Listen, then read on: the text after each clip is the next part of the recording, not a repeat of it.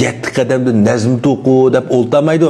Shu cho'g'la 7 qadamda berib savjining kalsini oldi tugaydi. Savpi taxtga varislik qilgandan keyin bu yerdagi buning inlari savjanlar buningga bo'ysunmaydi. Bular taz qoyilolmaydi. Shuningdek o'sha vaqtning o'zida bu yerdagi savpi endi savjini o'ltirib atmoqchi bo'ladi. Endi dal o'sha vaqtning o'zida endi bularning o'z onasi Tavxonim kelib bu yerdagi savpini chaqirib yig'lab turib, "Ammanglar mening balam yurak bor, bu iningni o'ltamagin, anda qilmagin" deb bir tala yolvurdi. Savpimi öz opsining gepi uning bu öz inisi bo'lganligi uchun bu yerda ta'sirlanib ma'qul deydi. Ma'qul deydi yu bu yerdagi savjini chaqatib 7 qadamda nazm to'qiysa, she'r o'qiysa, o'qiyamsan kallang olma deydi.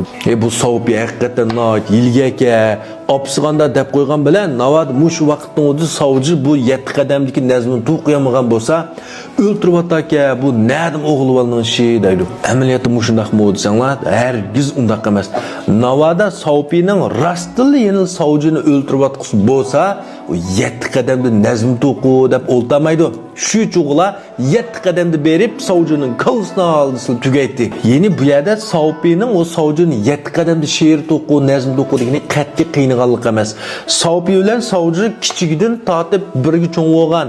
Bu yerdagi savpi savjininki ilmini, buningki talantini, o nazm to'qish u bu yerdagi iqtidorining qaysi darajada yuqoriligini biladi. Bunun istidatıga nait qayil. Masalan, ilk savsa hayat vaqtida mis qushqashravida nazm to'qiydigan bir ish bo'ldi.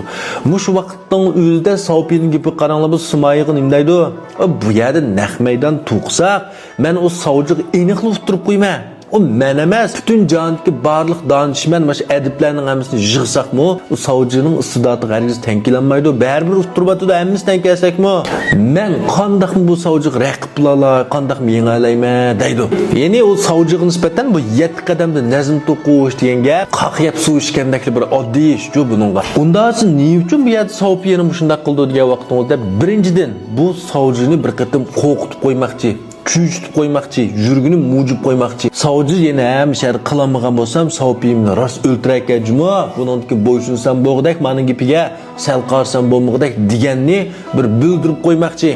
Üzününki haqiqiy otaman hamda pasman maqaqan bo'lganligini rasmiy bildirib qo'ymoqchi menga. Ikkinchi bir jihatdan qolgan amaldorlarga o'zining aybisini ko'rsatib qo'yish. Oy, bu savpining gapini olmsak bo'lmoqdakchimi? Vaqt yer kelsa bu o'zining opsiyal bo'lgan bo'lsa-mu, men o'zining inisini o'ltirib etdim yonmag'dak.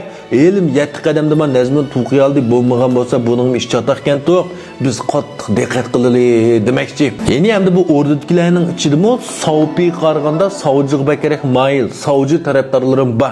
Naqshu savcı taraftarlarını mı yüzüge boysundigan, yüzüden qo'rqirgan, hammasının yuragini bir qatim mucub qo'yishmayadi-ku. Tushunalami? Onda kim bu yerda savcı naketdi, chiqmayotgan deganda savcı ba, savcını jiroq bir oymoqqa endi hokim qilib deymizmi, hamda shu oymoqni belgi qilib avatyapti. Hamda buningki ta'minoti uzilib qolmaydi. Xaqon oilasi degandiki to'liq ta'minotdan bahramand bo'ldi, lekin qulida amaliy huquq yo'q. Qo'shni yo'tkaydigan yoki boshqa ishlarni qildigan holatdagi huquq yo'q. Lekin ta'minot shu yerdagi o'zininki yeb ichib o'ynab bu qildigan bu jihatda normal holatda. Ya'ni mening boshqurishimga bo'ysunsang, hokimiyatimga aralashib olmasanglar, normal yaxshi turmush kechira olaysa deb atadi. Endi tushundinglarmi? Unda esa pengunchiga bir qo'l belgisini yo'llashni unutib qolmanglar. Rahmat.